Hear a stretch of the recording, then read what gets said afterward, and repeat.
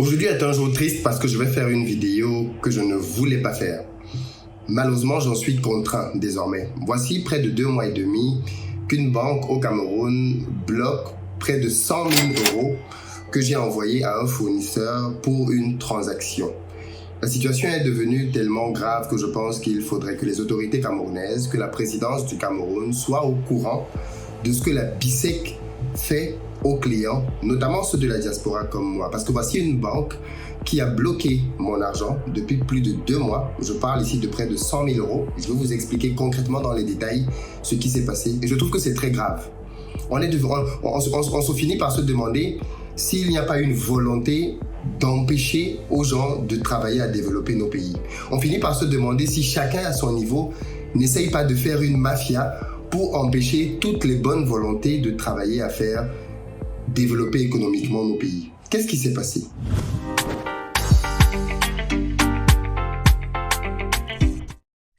Salut à toi et bienvenue sur ma chaîne. Moi, je m'appelle Philippe Simo. Si tu ne me connais pas et que tu me découvres au travers de cette vidéo, je suis entrepreneur basé dans la diaspora, mais aussi dans plusieurs pays africains, parmi lesquels le Cameroun, dans lequel j'ai une entreprise. Et sur ma plateforme Investir au pays, j'encourage, j'incite, je motive la diaspora à rentrer investir en Afrique. Pas que, même les frères et sœurs du continent à le faire parce que je suis convaincu que c'est grâce à l'entrepreneuriat, au business, aux affaires qu'on va développer notre cher continent. Et chacun d'entre nous a un rôle à jouer.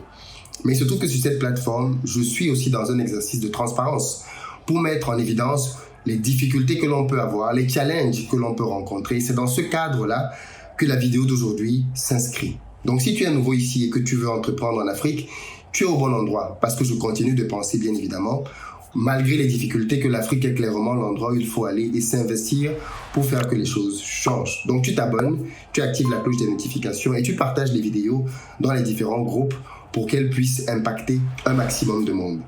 D'ailleurs, si tu es dans la diaspora, très prochainement, je vais organiser des journées de formation pour t'expliquer comment faire pour rentrer investir en Afrique et comment éviter un certain nombre de pièges. L'expérience que je vais te raconter dans cette vidéo aujourd'hui est une parmi tant d'autres que j'ai et qui me permettent aujourd'hui de savoir un peu mieux comment fonctionnent nos pays, qu'est-ce qu'il faut faire et qu'est-ce qu'il ne faut bien évidemment pas faire. Donc les dates, pour ceux qui ne les connaissent pas encore, au Canada on a 2 dates.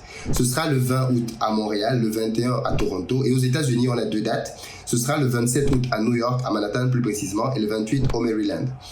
Pour réserver vos places, dans la barre de description vous avez des liens qui vous permettent de le faire. Pour les amis qui sont à Paris, on se retrouve le 8 octobre pour une grande journée entrepreneuriale dédiée à l'industrie. Pour ceux d'entre vous qui veulent lancer des business en Afrique, il faut être là. Que vous soyez en France, en Allemagne, en Italie, en Espagne, je serai accompagné de Bertin Chofo, mon mentor, qui va vous expliquer comment il est parti de rien pour bâtir son empire aujourd'hui en Afrique. Donc, peu importe, si vous avez à cœur l'Afrique, vous devez être avec nous le 8 octobre.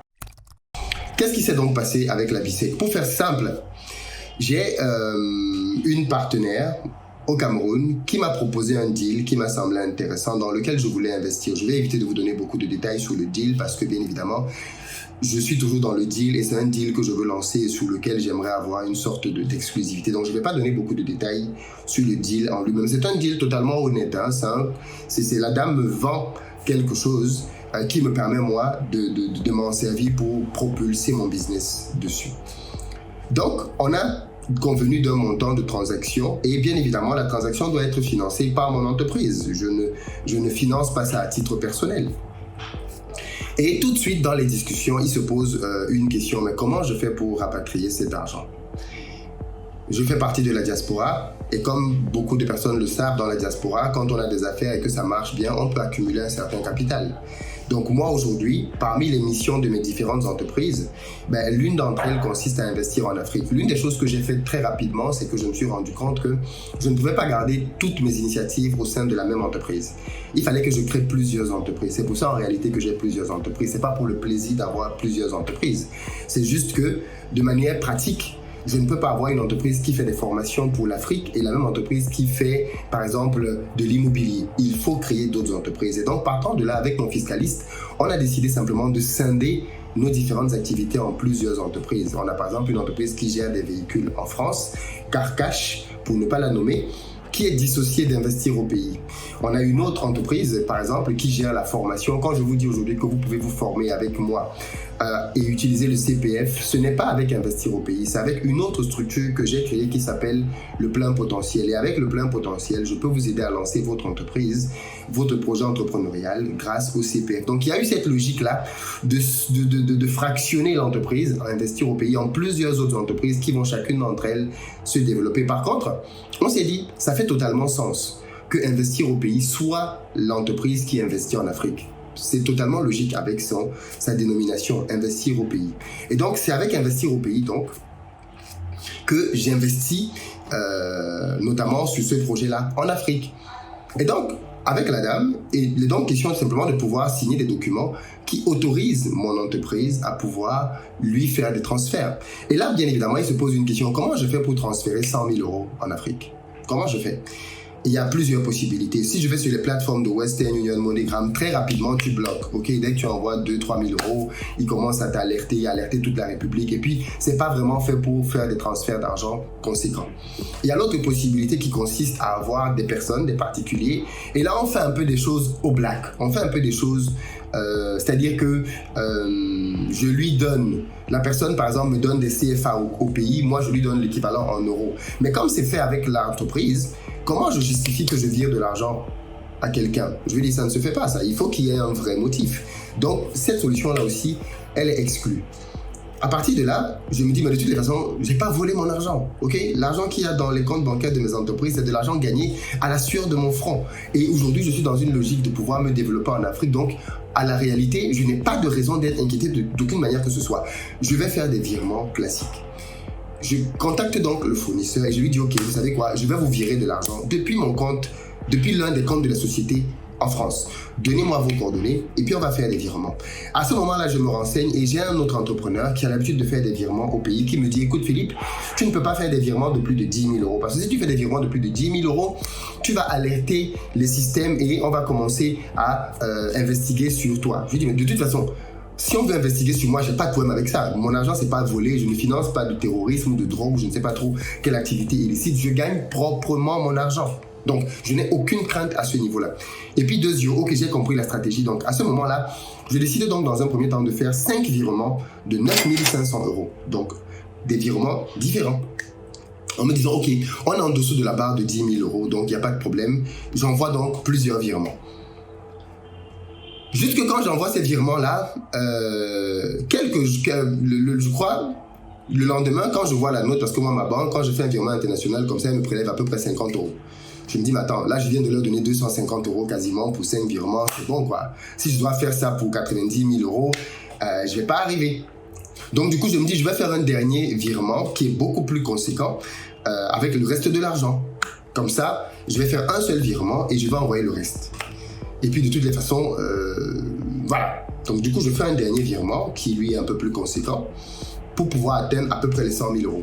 Donc tout l'argent est envoyé, prélevé de ma banque, les frais sont prélevés. Ma banque, qui sait très bien comment je travaille, tout le monde me connaît dans ma banque, jusqu'au grand directeur, parce que bien évidemment, je fais des chiffres qui sont intéressants. Et donc forcément, quand vous commencez à atteindre une certaine taille de chiffre d'affaires, eh bien, les banquiers veulent vous connaître, ils veulent comprendre votre activité pour mieux vous encadrer, mieux vous prêter de l'argent. Donc j'ai déjà eu des rendez-vous avec tellement de hauts dirigeants de mes banques en France, parce qu'ils voulaient comprendre comment je travaille, qu'est-ce que je veux faire, où je veux aller, comment ils peuvent me financer dans cette croissance-là. Ça, c'est les banques en France. Donc, du coup, quand moi je dis dans la banque que je veux virer 100 000 € au Cameroun, ça ne leur pose aucun problème. Ils savent ce que je fais, ils savent comment je gagne de l'argent. Ma banque, mes conseillers bancaires, les directeurs de mes banques sont même venus à des événements que j'organise. Je vous ai parlé tout à l'heure des événements de formation à Paris. Lors du dernier événement, une des directrices de la banque est venue pour voir comment je travaille. Donc, notre travail est propre. On fait le virement sans aucun problème. Le virement, donc du coup, au niveau de fournisseur, quelques jours après, le fournisseur me contacte pour me dire « Ouais, la banque me dit que l'argent n'est pas encore arrivé. » Je dis « C'est bizarre. Pourquoi est-ce qu'au bout d'une semaine, l'argent n'est pas arrivé? Il faut aller les voir. » Elle me dit « L'argent n'est pas sur le compte. » Elle va à la banque et là, la banque lui dit « Ah oui, c'est vrai. On a vu de l'argent arriver. » Des virements de 9 500, les gens demandent quel est le montant des virements. Elle dit pour chacun des virements, ok, d'accord. Et à partir de là, alors ce que je vous dis là a eu lieu, les 5 virements, je les ai envoyés, je regarde les dates, le 26 avril. Et le gros virement, je l'ai envoyé le 28 avril, donc 2 jours après. Jusqu'aujourd'hui. Ok, on est en juillet, ça fait plus de 2 mois. La BICEC bloque l'argent. Alors, je vais vous dire quels sont les motifs de la BICEC. On va arriver à ça. Mais je trouve ça tellement révoltant, cette manière de mépriser les gens. Je trouve ça tellement choquant. Cette manière c'est-à-dire, tu te demandes vraiment si les Africains veulent qu'on se développe. Parce qu'au fond, ceux qui font des choses bizarres, ceux qui font des magouilles, ceux qui corrompent, ceux qui trichent, ceux qui volent, pillent, eux, ils font circuler l'argent. Par la BICEC et par d'autres banques. Mais ceux qui sont opérateurs économiques, qui travaillent proprement, eux, ils ont toutes les misères au monde pour pouvoir faire circuler leur argent. L'argent qu'ils n'ont pas volé. Si je peux faire une vidéo comme ça en Mondiovision pour parler de ce sujet, vous vous doutez bien que c'est parce que je suis clean à 200%. Que ce soit dans mon argent, dans les impôts, dans les TVA, je paye tout au fisc sans jamais garder un centime. Je ne dois rien à personne. Absolument à personne. Donc, qu'est-ce qui se passe donc? L'argent arrive et l'argent est bloqué. La BICEC commence à dire aux fournisseurs, oui, mais c'est beaucoup d'argent, hein? Qu'est-ce que vous allez faire avec tout cet argent? Donc la dame leur explique, hein, oui, c'est un de nos clients, il veut acheter tel élément. Le conseiller à la BICEC commence à lui dire, oui, mais c'est beaucoup d'argent. C'est ton problème si c'est beaucoup d'argent? Ça te concerne en quoi si c'est beaucoup d'argent? Je ne comprends pas d'abord ce type de question, venant d'une banque qui est supposée gérer des milliards. Ensuite, on lui dit, oui, madame, est-ce que vous avez un contrat qui vous lie à cette entreprise, qui prouve la transaction? Bien sûr, le contrat, on l'avait fait même jusque devant notaire. Donc du coup, la dame va prendre les éléments.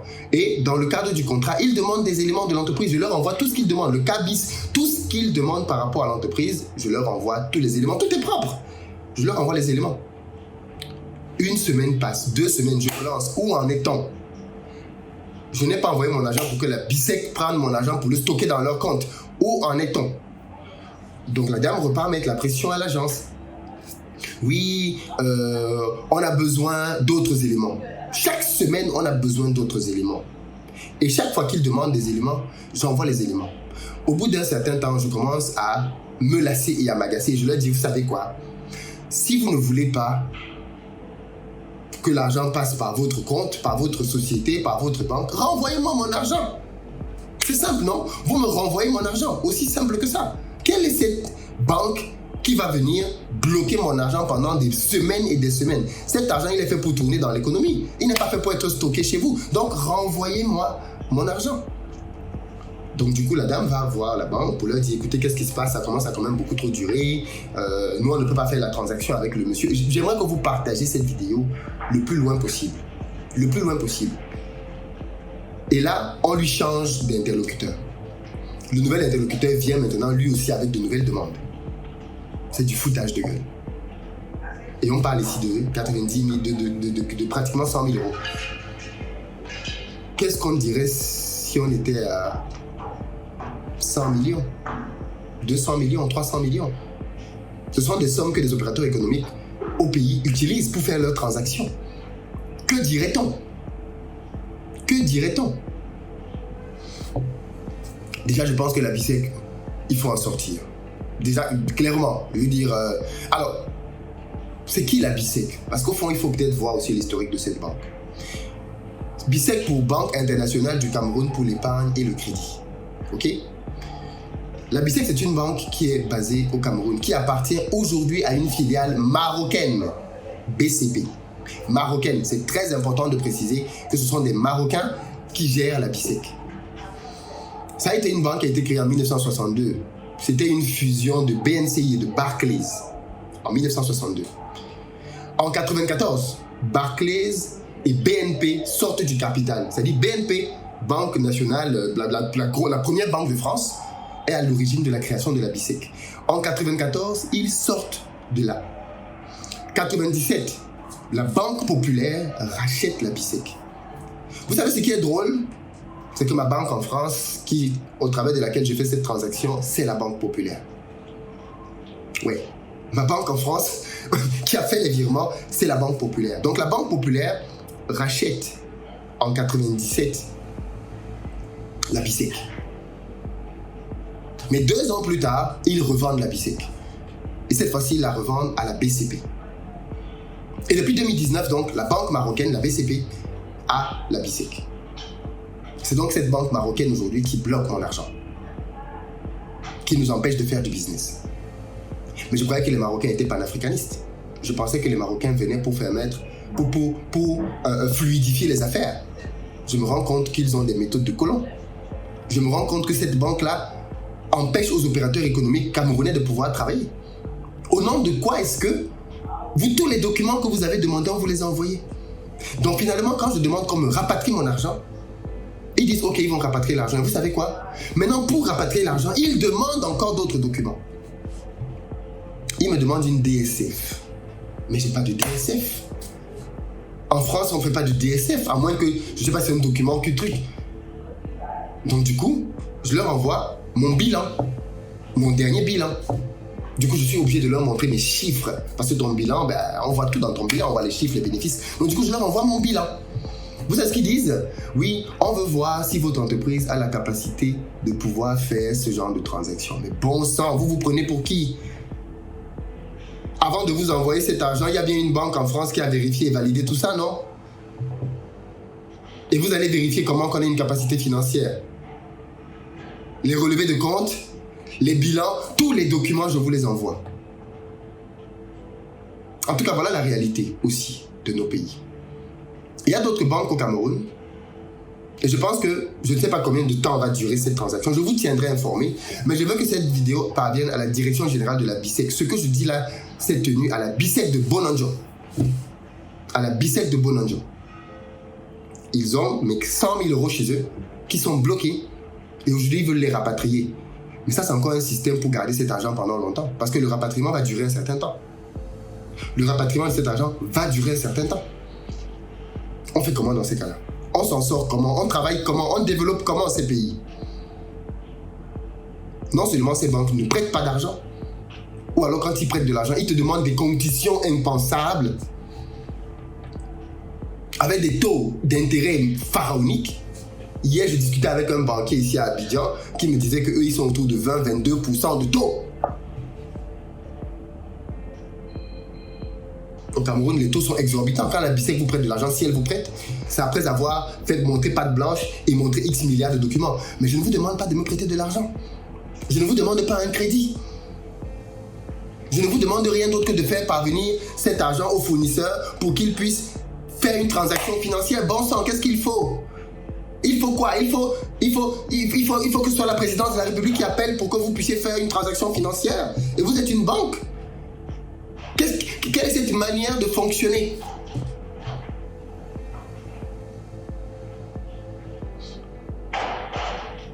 Tout le monde vous met des bâtons dans les roues. C'est à se demander si on veut vous décourager en fait. Mais s'il n'y avait pas d'argent à faire au Cameroun, le Maroc ne serait pas venu. Donc la banque marocaine BCP vient au Cameroun pour faire de l'argent, mais elle veut empêcher à d'autres opérateurs de faire de l'argent aussi. Quand les opérateurs marocains viennent pour faire du business au Cameroun, parce qu'il y a de plus en plus d'opérateurs marocains, quand les opérateurs marocains viennent au Cameroun pour faire du business, ils ne transfèrent pas plus de 100 000 €. Ils ne font pas plus de 100 000 € de transfert par la BCP. Est-ce que la BCP, quand ce sont des opérateurs marocains, bloque leur argent? Ou alors c'est parce que c'est un petit Camerounais qui veut faire son business qu'il faut bloquer? Ça me dépasse ce truc. En tout cas, partagez la vidéo et j'espère qu'elle va faire réagir. Moi, je vais être sur votre dos, les gens de la BCP là. Tant que vous ne libérez pas mon argent, soit vous payez le fournisseur, soit vous me remboursez mon argent. Tant que mon argent n'arrive pas à destination, l'une des deux destinations, je serai sur votre dos. Et ici, on a une très grosse communauté. Donc cette affaire-là, elle va monter haut. Et elle va monter très, très, très haut. S'il faut, jusqu'à la présidence. Parce que peut-être que vous, il faut qu'il y ait un téléphone noir qui appelle pour vous dire « Libérez l'argent du petit là ». Peut-être que c'est son appel que vous voulez pour libérer les choses. Je ne comprends pas comment on peut venir dans un pays et se comporter de cette manière. Mais je pense qu'il faut que je commence à exposer en fait. Parce que jusqu'à présent, j'ai beaucoup trop couvert. J'ai beaucoup trop gardé les choses en fait. Je pense qu'il est temps maintenant de commencer à exposer les gens. Parce que trop, c'est trop. Trop, c'est trop. Partagez-moi cette vidéo. Qu'elle soit vue par au moins 1 million de personnes. Que tout le monde la voit. Parce que cette banque-là, elle n'est pas qu'au Cameroun, elle est ailleurs. Mais voilà comment elle procède. Et si donc ce cas n'est pas réellement un cas qui représente la logique avec laquelle cette banque fonctionne, qu'elle s'explique, qu'elle s'excuse et qu'elle s'exécute. Aussi simple que ça. Une banque est supposée être un partenaire qui accélère, qui facilite le business, pas qui a un frein au business. Ok? Pas qui a un frein au business. Merci.